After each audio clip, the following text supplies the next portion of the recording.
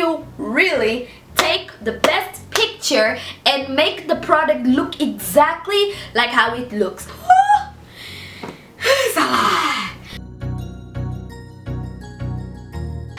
Hi guys, welcome back to my channel, Big Anastasia. If you're new here, where have you been? Click that subscribe button so that you are linked up to my channel. Hit that bell button so that you get notifications every single time that I post. So you guys, as I promised, the fourth part of the series, drum roll,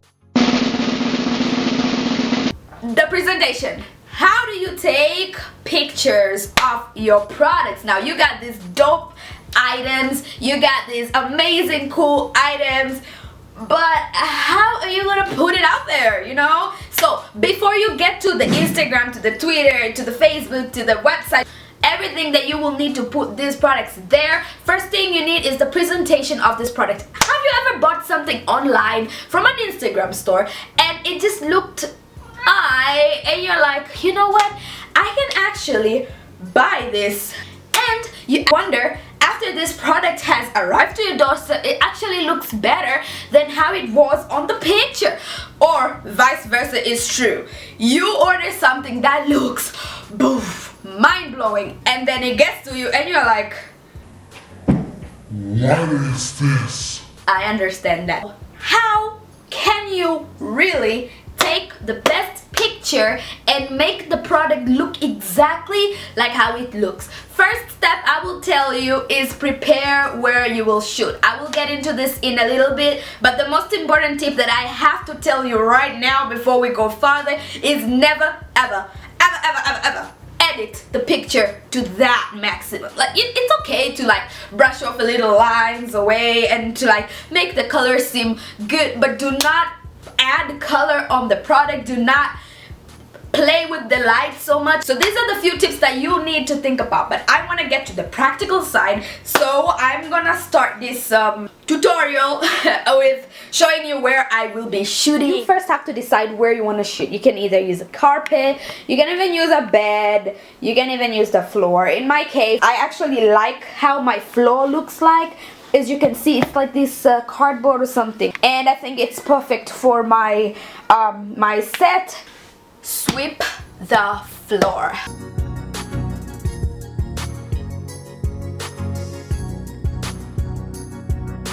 So guys, I already did the first part already. Although I swept my floors this morning, it's always good to make sure that there is nothing, because when you're using a camera, anything can be visible. So it is so good to like just sweep it and clean it up. And you can use the carpet, or you can use the bed, or you can use a fabric on the floor or on a table, or we call this mesh material that most tailors use to like put in the collar to make it strong. Good. What you need is a solid background.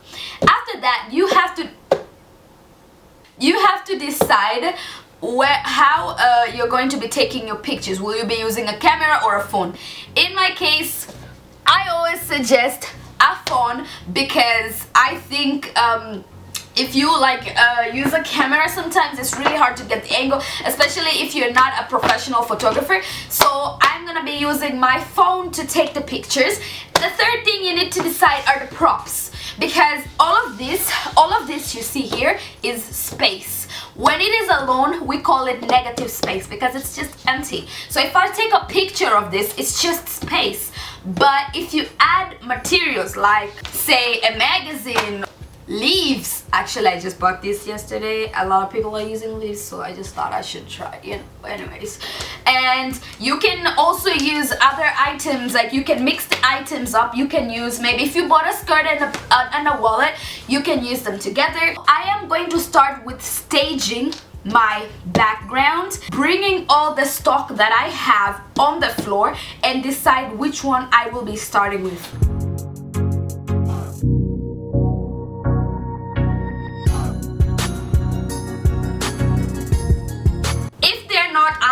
And they have freckles like this one, it's really good to iron it, unless you know how to use the iron tool in Photoshop, if it exists and whatever.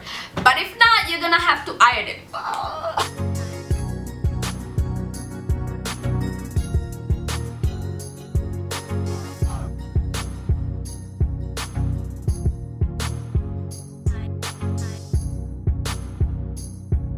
careful with these kinds of clothes that are like a bit tricky, because you want your customer to see exactly what they will be getting. I have the dress here.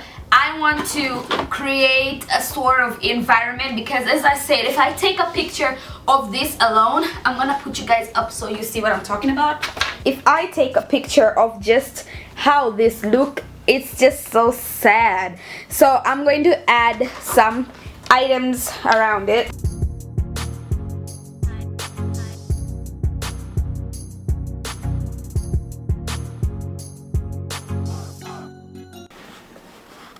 And a whole different look. So the thing is, when you just put it like this, it is really hard to tell what needs to be added. So it is always better to have the screen of what you will be using to take a picture of and see if it looks better or worse. I think I may have found a snap that I like. If you have a pet, make sure it's asleep and not trying to pull my leaves like this one. I will show you right now. Here. I will put it on the screen so you see. Another tip that you always need to consider when you're taking a picture, don't take it like this.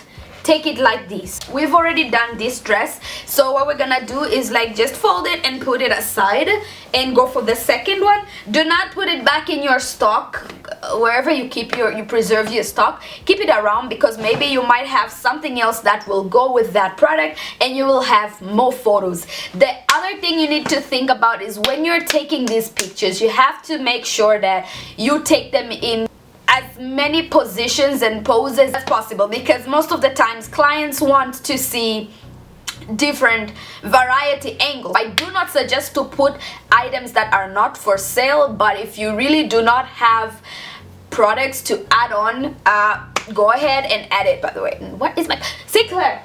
Give me that. If you do have a mannequin, it is good to put your clothing in on the flat lay and on the mannequin. So let's go to the second item, right? So the next item I have is actually white and my background is white. I do not suggest to take pictures of products that blend in the background. So the best thing to do is to change the background.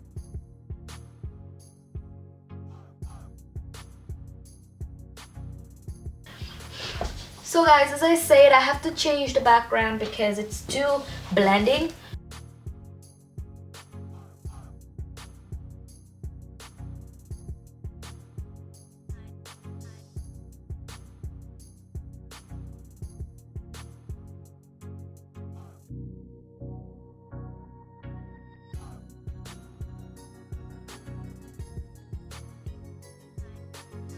Okay guys, so I forgot to mention another thing. When you're taking these pictures, it's best to also take some videos, because they will really help you with your advert later if you're gonna make some adverts, or if you want to show your products on like a different angle. Most people prefer to watch videos than pictures, so it is good also to take a lot of videos as you take pictures. As I said, try to put these clothes on the mannequin to see how they look, because you want to see how clothes will appear when they're dressed up.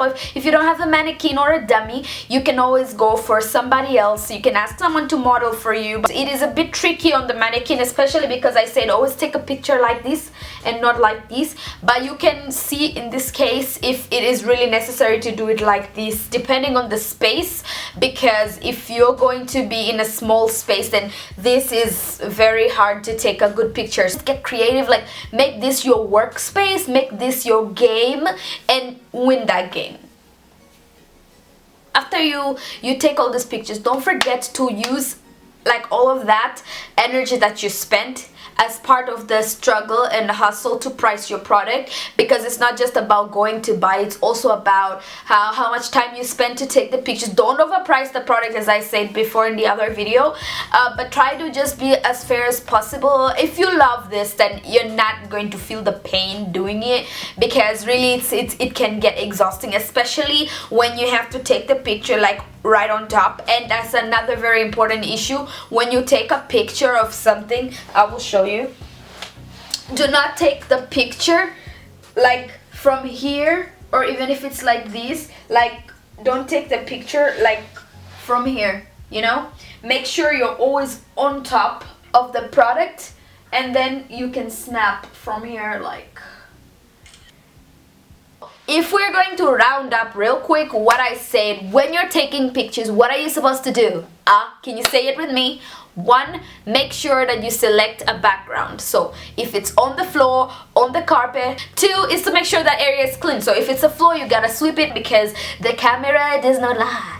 3rd thing you need to make sure of is that you're always taking pictures on a landscape view and on top of the product. 4th thing that you want to do is to make sure that you do not have so much negative space around your product. You want to put some magazine, you want to put some props. You can put all of this so that your product is lifted up and so that you can actually make your viewer want to stay and stare at that picture more. You ever see someone just screenshot a product just for the sake? That was me. I always used to screenshot just products and just look at them. You know, I hope you do not mind that I'm on the floor and my room is such a mess. Let me know how else I can help or assist, or what other tips you would like me to tell you. And guys, this is the 4th part of this series, so we have only 1 part left. I hope you really enjoyed this video. Let me know if you like this video or if you think these tips were useful and that you're gonna use them to implement in your business. So once again, please subscribe to my channel. Let your friends and family know. Let your neighbors know about my channel. Help a girl